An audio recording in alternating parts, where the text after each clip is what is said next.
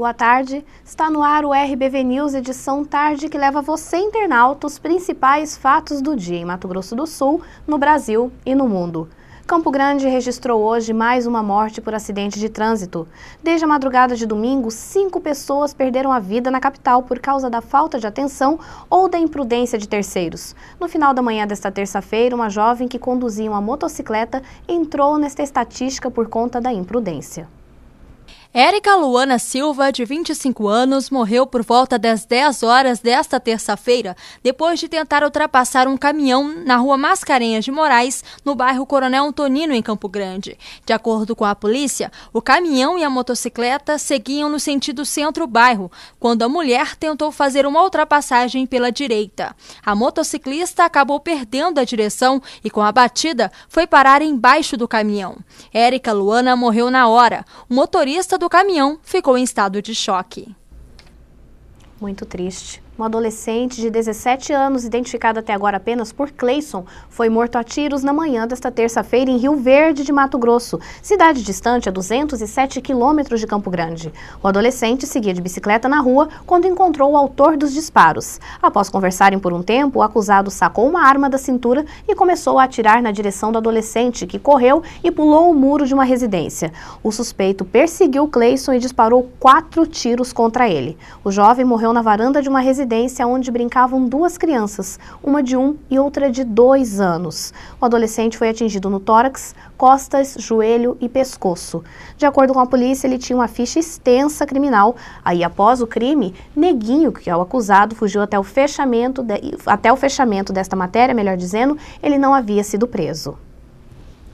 E o próximo final de semana vai ser decisivo para milhares de estudantes em todo o país. O Enem, Exame Nacional do Ensino Médio, melhor dizendo, serve de porta de entrada para várias universidades que já dispensam o vestibular e tomam como base apenas a nota do exame para ingressar o estudante na instituição. E mesmo faltando poucos dias para as provas, muitos estudantes aproveitam cada minuto para rever as matérias. Há poucos dias do Enem, o Exame Nacional do Ensino Médio, os alunos dão duro para obter boas notas e conseguir a aprovação tão esperada. Eu tô tentando ficar mais calma porque o nervosismo só atrapalha. Ano passado eu fiquei muito nervosa e isso só me atrapalhou, deu branco na hora da prova e passar o dia todo trancada lá também não é muito bom, assim, você fica acumulando nervosismo, então é bom se acalmar antes.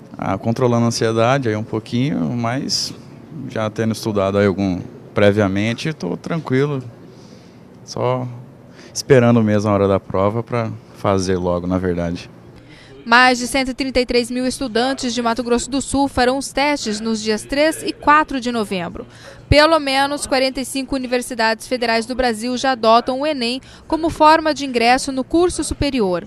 E aqui no estado não é diferente. A Universidade Federal de Mato Grosso do Sul não realiza mais o vestibular. Só através do exame é possível ingressar na universidade.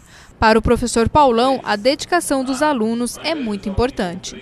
E aumenta a dedicação, principalmente aqueles que sabem que o Enem é a única porta de entrada que eles têm para a Universidade Federal do Mato Grosso do Sul, que é o único jeito de você entrar é fazendo o Enem. Então aumentou bastante a dedicação deles, eles estão bem preocupados e aquela coisa, aquela correria, né? Correr atrás do prejuízo agora, é a última semana, faltam 3 dias basicamente para isso. E essa dedicação Schauber conhece muito bem, já que trabalha e tem pouco tempo para se dedicar aos estudos. Mas ele não desanima e espera fazer uma boa prova neste final de semana. Tem que ser dobrado. Trabalho durante o dia, estudo durante a noite, durante a madrugada, dia não dorme, dia dorme, vai intercalando. É difícil, né? Para quem trabalha precisando aí fazer uma faculdade ou uma nova faculdade, não é fácil, né? E para quem acha que virar a noite estudando na véspera da prova dá resultados, o professor Paulão afirma que não e dá dicas para quem vai fazer a prova neste final de semana.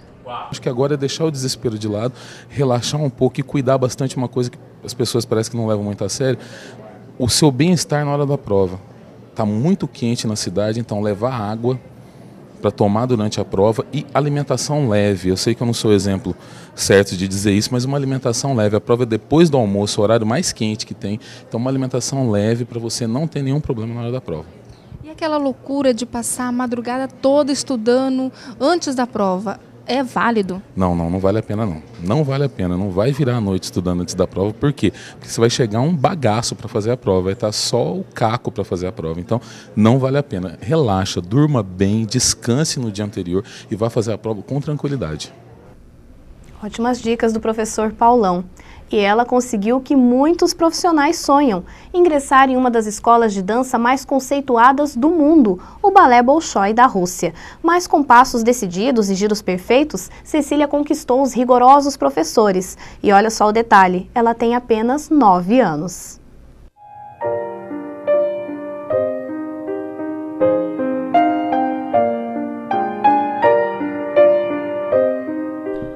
Passos leves e delicados, a pequena Cecília mostra que já é uma grande bailarina. Apesar da pouca idade, ela não tem apenas talento de gente grande. Selecionada para integrar a nova turma da Escola de Teatro Bolshoi no Brasil, a única fora da Rússia, a menina agora quer ganhar o mundo.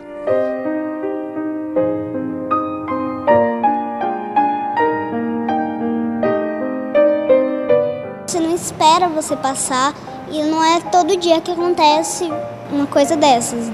Então, pra mim, foi uma coisa assim, muito boa. Tá feliz? Tô muito feliz. Tudo chama atenção. O olhar forte, a postura e a delicadeza nos passos. Os pais corujas não deixam a pequena por um só minuto e observam atentamente a cada passo. Na seleção que Cecília disputou com mais de 1.600 alunas, a mãe conta que o momento mais difícil foi o da avaliação médica.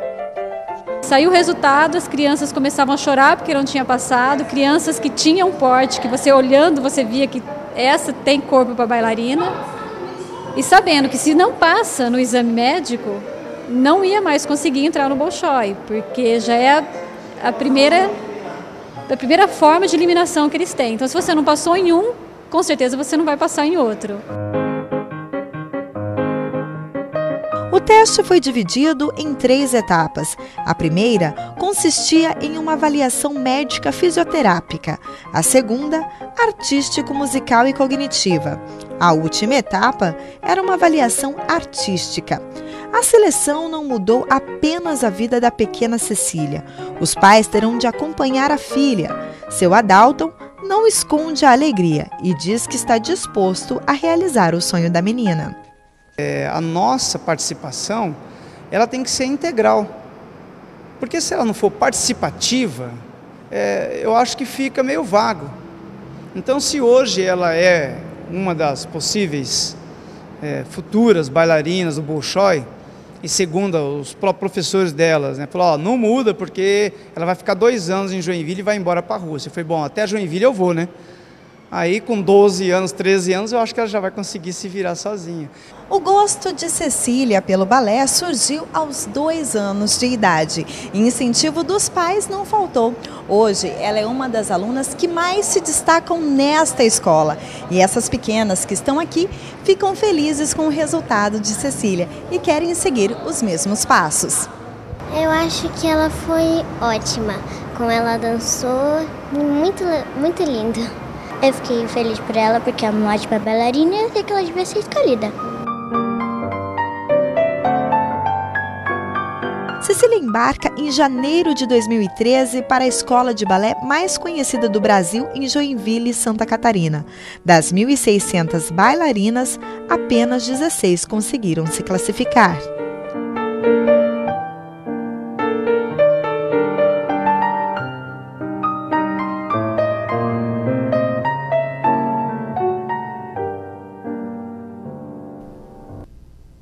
Parabéns a Cecília. E no próximo bloco você confere os principais fatos do mundo. Nós já voltamos.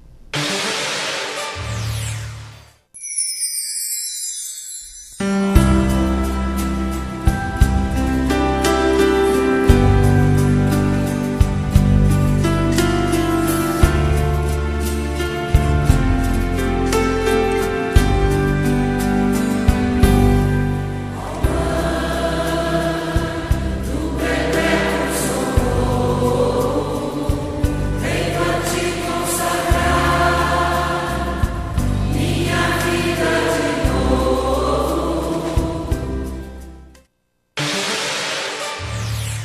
agora os fatos nacionais. Todo fim de ano, o Congresso vota a lei que prevê a arrecadação e os gastos da União para o ano seguinte. É a lei orçamentária que define que recursos vão para a saúde, educação ou para as rodovias e ferrovias. E mais, é ela que fixa quanto será aplicado em cada município e em cada obra pública federal.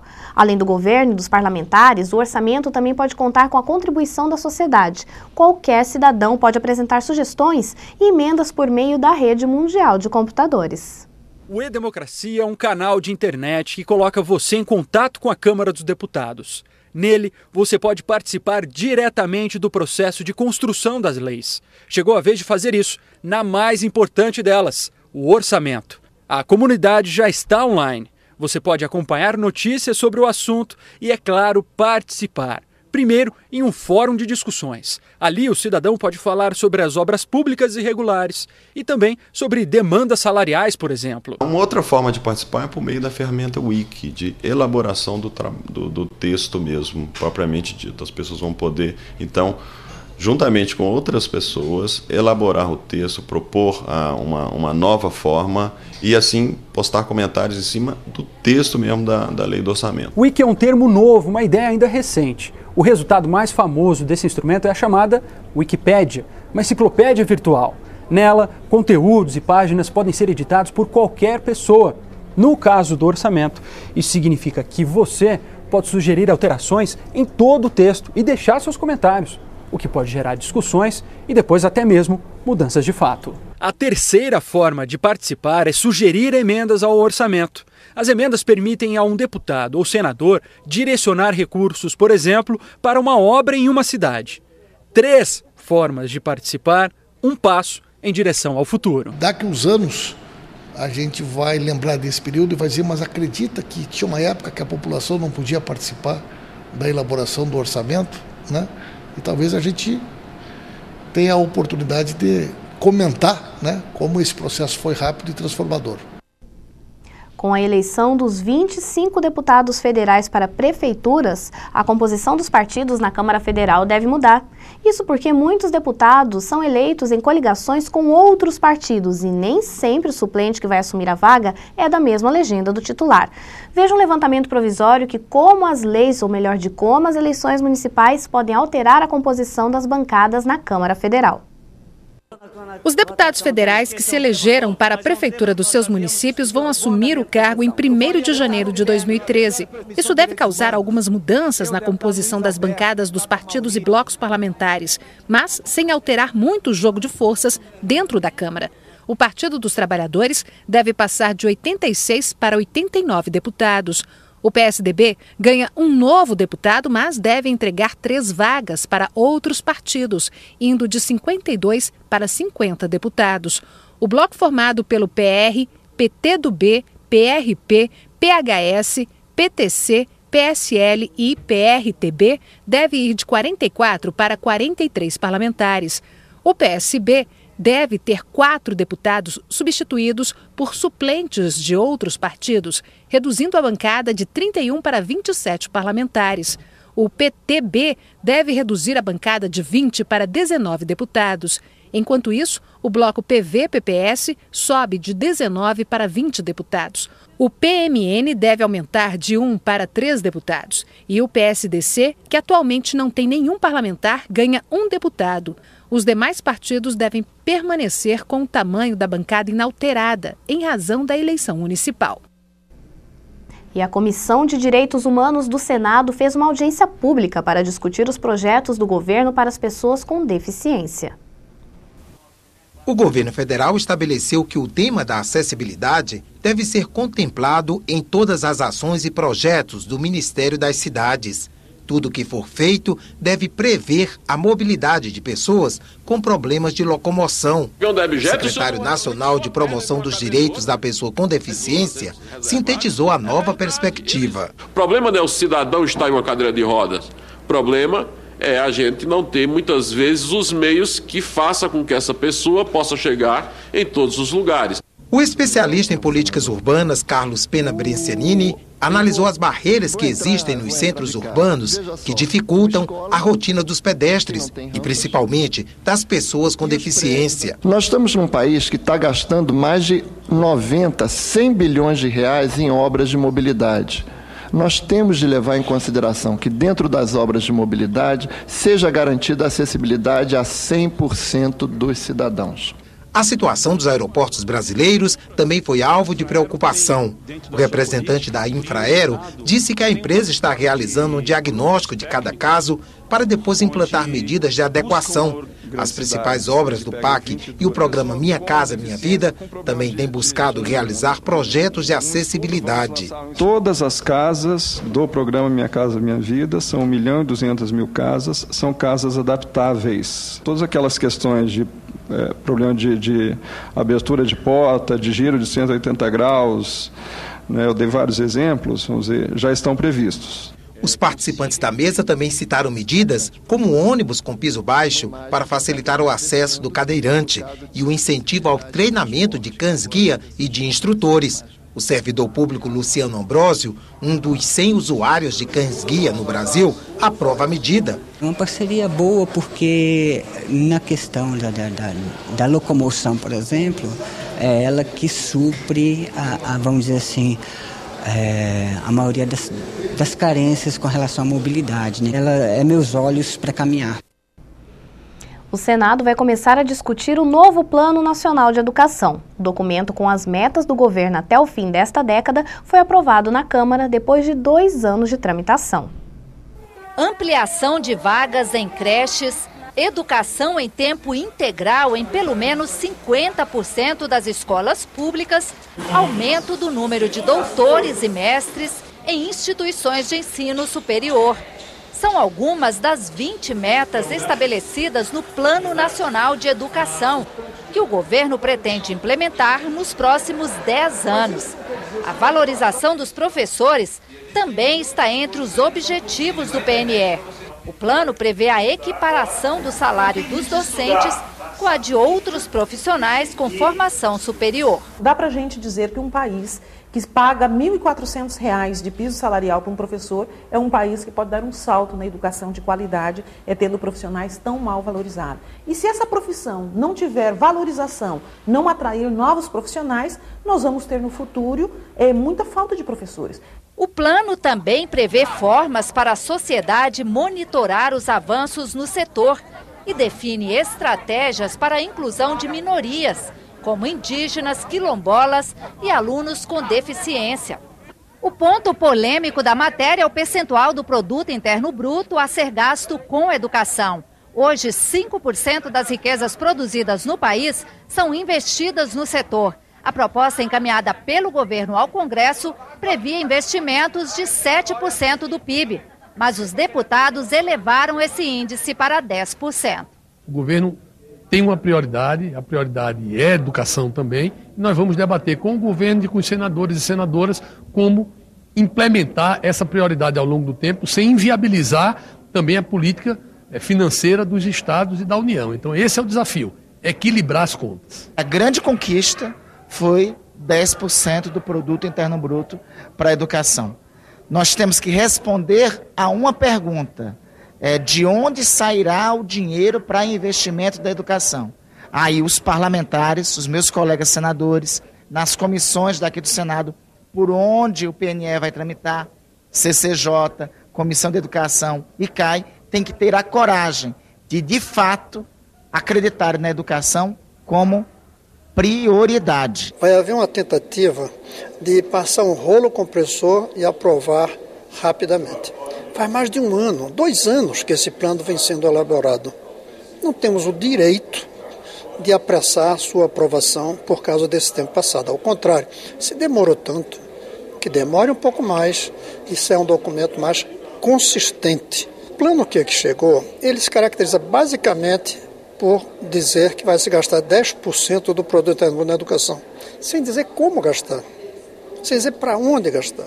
Para este especialista em educação, aumentar os investimentos é fundamental para que as metas sejam cumpridas. Mas, segundo ele, a melhoria da qualidade do ensino não depende só de dinheiro. A melhoria desses indicadores, né, não se faz única e exclusivamente sobre o olhar apenas do professor. É preciso dotar também tudo aquilo que está no seu entorno. Então, dessa forma, é muito importante com que os pais participem da gestão da escola, acompanhem o dia a dia dos seus filhos, né, acompanhem inclusive a aplicação dos recursos, né. E no próximo bloco, você confere uma entrevista com o presidente da Federação das Indústrias de Mato Grosso do Sul, Sérgio Longen, que falou sobre a qualificação de pessoas deficientes no mercado de trabalho. Nasce em Campo Grande, o mais completo portal de notícias de Mato Grosso do Sul. Economia, esporte, política, cultura e lazer. Notícias do estado, do país e do mundo. Além da Web TV trazendo matérias e insights ao vivo no decorrer da programação. Tudo isso sob o comando da mais completa equipe de jornalismo do estado, associada às maiores agências de notícias do Brasil e do mundo. RBV News. Aqui você sabe de tudo. Dificuldades para se comunicar? Não ouve bem os sons? Agora chegou a oportunidade. Ganhe qualidade de vida com as promoções do Centro Auditivo Grambel. São aparelhos auditivos com parcelas a partir de R$10 de R$190. Temos telefones amplificados, aparelhos com frequência modulada para ouvir melhor a TV. Completa linha de modernos aparelhos digitais importados e assistência técnica para várias marcas. Fazemos teste domiciliar sem compromisso. Centro Auditivo Grambel.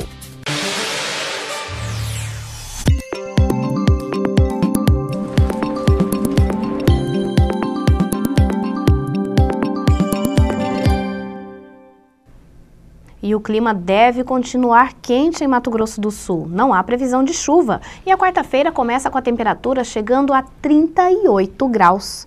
À noite ocorrem pancadas de chuva no interior do estado. Confira agora a previsão para 5 capitais para esta quarta-feira.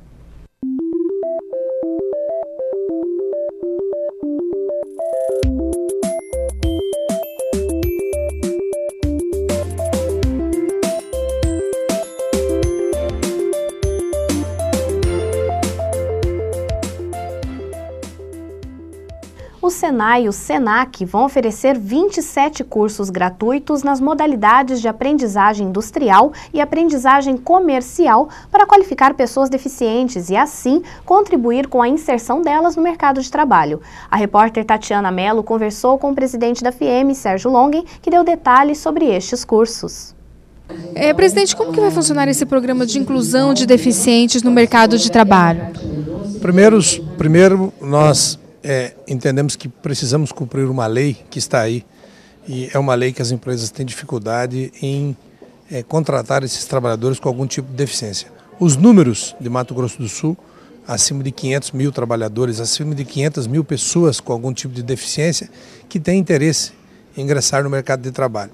E uma lei federal que exige que as empresas contratem um número de trabalhadores para cada empresa.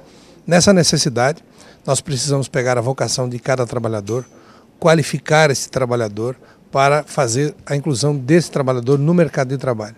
Veja que muitas vezes, para cumprir a lei, uma empresa contrata um trabalhador com qualquer tipo de deficiência e o coloca na sua empresa para atender à legislação.